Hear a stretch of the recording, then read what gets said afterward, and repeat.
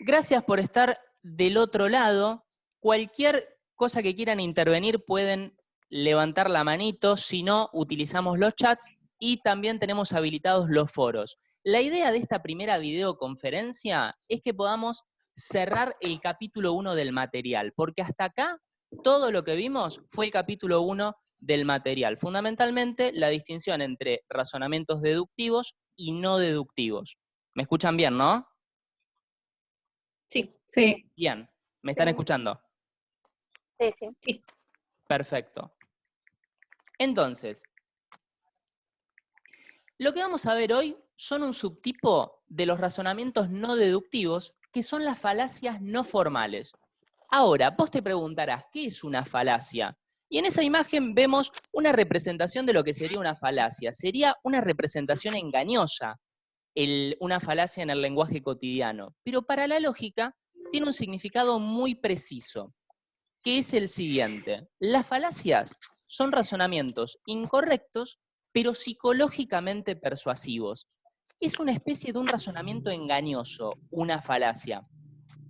Más específicamente, las falacias son formas de razonamientos que parecen correctas, pero que cuando las analizás cuidadosamente te das cuenta de que no lo eran, de que eran razonamientos incorrectos. Por eso son tan peligrosas las falacias si lo queremos ver de esa manera. Muchas veces se argumenta de manera falaz y eso no significa que dichos argumentos no sean persuasivos. Lo que significa es que a lo mejor te están persuadiendo aún cuando las premisas no le dan ningún apoyo a la conclusión. Este PDF que yo estoy usando se los voy a subir ahora al grupo de Facebook. Hay dos grandes tipos de falacias. Por un lado están las falacias formales, que son formas lógicas engañosas, formas lógicas que se parecen a otras formas que son válidas, pero que no lo son. Sin embargo, en esta clase nosotros nos vamos a ocupar de las falacias no formales, que son errores de razonamientos en los que podemos caer, o bien porque no prestamos la debida atención al tema, o bien porque nos engaña alguna ambigüedad en el lenguaje usado para formular ese tipo de razonamientos.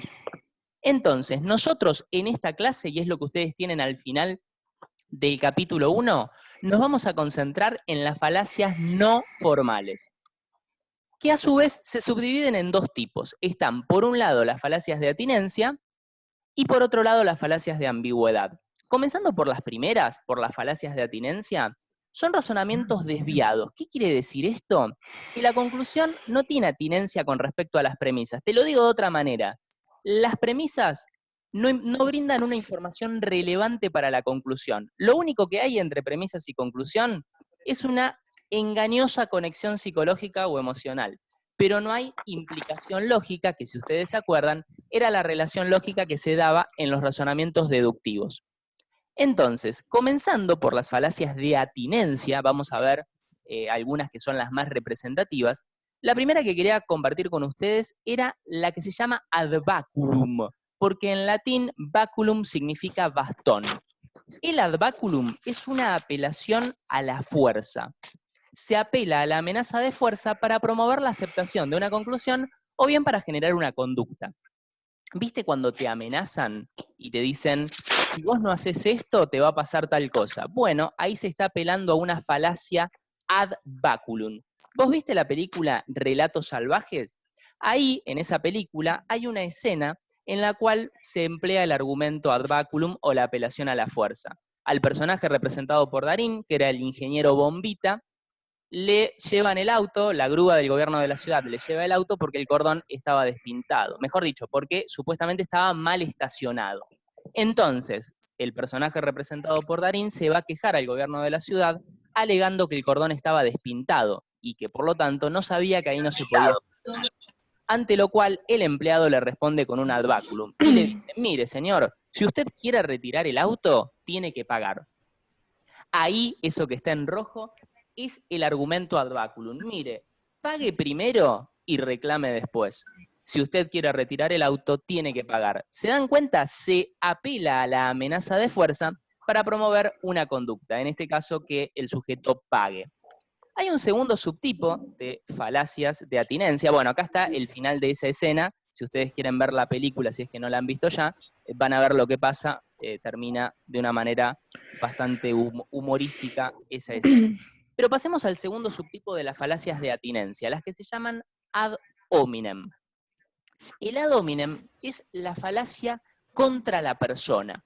Es cuando en vez de refutar los argumentos de tu interlocutor, atacás a la persona que hizo la afirmación. Este tipo de argumentos es absolutamente común, tanto en la política como en los medios masivos de comunicación. Yo lo ejemplifiqué acá, en esta presentación, con un personaje del deporte, Caruso Lombardi, un técnico de fútbol. Entonces, supongamos que una persona dice, Caruso Lombardi afirmó que la mejor estrategia es tal o cual. Entonces, el otro responde con un ad hominem ofensivo y dice, Caruso Lombardi es un vendehumo, no podés tomar en cuenta lo que diga ese tipo. Ahí está el argumento falaz, porque si se dan cuenta, no hay ninguna conexión lógica entre las propiedades de la persona y lo que la persona afirma. Lo que habría que evaluar es si los argumentos de Caruso Lombardi son válidos o no lo son. No atacar a la persona gratuitamente, sea verdadera o no esa acusación. Pero además del ad hominem ofensivo, hay otra variante que se llama ad hominem circunstancial. Esta es un poquito más velada. Es una variante de argumento ad hominem que no es tan agresiva, porque vos no atacás directamente a la persona, pero mencionás que alguien se encuentra en una determinada circunstancia que lo predispone a adoptar una cierta posición. O sea que sus supuestos argumentos racionales son racionalizaciones del propio interés. A lo mejor, viendo la definición así, vos no sabés bien de lo que te estoy hablando, pero ¿viste cuando se dice, bueno, a vos te conviene opinar eso? Ahí estás apelando a una ad hominem circunstancial. Por ejemplo, suponete que el profesor Girafales argumenta que hay que aumentar los salarios docentes. Entonces, el ad hominem circunstancial consistiría en decir, no tomes en cuenta los argumentos del profesor Girafales, porque como profesor él va a estar especialmente interesado en que se le aumente el salario. Ese sería el ad hominem circunstancial. No es que se ataca a la persona directamente en función de sus propiedades morales o intelectuales, pero se dice, las circunstancias especiales que rodean a la persona hacen que no podamos tomar en cuenta sus argumentos. Bueno, es una falacia porque los argumentos pueden ser buenos o malos y eso no tiene en absoluto que ver con las circunstancias especiales que rodean a la persona. Entonces, acá se los grafiqué con esa situación, ¿no? Supongamos que el profesor Girafales argumenta, es preciso que el docente tenga un salario digno. Supongamos que formula argumentos. Entonces, el otro sujeto, el que está acá al costado, apela a una ad hominem circunstancial cuando le dice, bueno, a usted le conviene eso, no puedo tomar en cuenta sus argumentos porque a usted, como profesor, le conviene opinar eso. Es un argumento falaz, eso no significa que no sea persuasivo. Todos nosotros, de una u otra manera, apelamos a falacias no formales. Lo que quiero mostrarles es que son argumentos en los que las premisas no implican la conclusión, porque lo que hay es una engañosa conexión psicológica o emocional. Por otra parte, está lo que se llama la falacia de apelación a la ignorancia, en latín ad ignorantiam. Es cuando se sostiene que una proposición es verdadera porque nadie ha demostrado que es falsa. O al revés, se sostiene que una proposición es falsa porque nadie ha demostrado que es verdadera. Lo que esta falacia, la ad ignorantiam, no toma en cuenta es que hay una diferencia muy grande entre el plano del conocimiento y el plano de la realidad. O sea, de nuestra falta de conocimiento sobre un aspecto de la realidad, no podemos inferir algo acerca de la realidad. Te lo muestro con un ejemplo. Suponete que una profesora dice, el sol es hueco. Entonces, vos como alumno o como alumna le decís, pero es rarísimo lo que usted está diciendo, ¿cómo me lo argumenta? Y ella te responde, ¿vos podés probar lo contrario? No, por lo tanto el sol es hueco. Esa sería una apelación a la ignorancia. Y fíjense que si uno abusa de este recurso, podría llegar inclusive a conclusiones opuestas. Porque fíjate acá en estos dibujitos. Suponete que el hombre de la izquierda dice, los extraterrestres no existen porque nadie ha probado su existencia, apelando a un ad ignorantiam, porque dice, si vos no probaste que existen, eso significa que no existen. Ahora, el otro sujeto, el que tiene barba, le podría retrucar, no, al revés, los extraterrestres sí existen, porque nadie ha probado que no existen. Como ven, ambos sujetos están apelando a una falacia, porque de la falta de conocimiento no se sigue nada acerca de la realidad. Esta falacia, la que viene, seguro que la viste en las publicidades. Es lo que se llama la apelación a la autoridad, ad verecundiam en latín, pero no importa. Es la apelación a la autoridad. Afirmas que una proposición es verdadera, o si querés que una actitud es razonable, sobre la base de que fue dicha o fue adoptada esa actitud por una persona que es una autoridad. Pero es una autoridad en otro campo de competencia, no en aquel del cual estamos hablando. Suponete que viene el Premio Nobel de Literatura, que es una autoridad en el campo de la literatura, y te recomienda que uses vino tinto para combatir la caspa.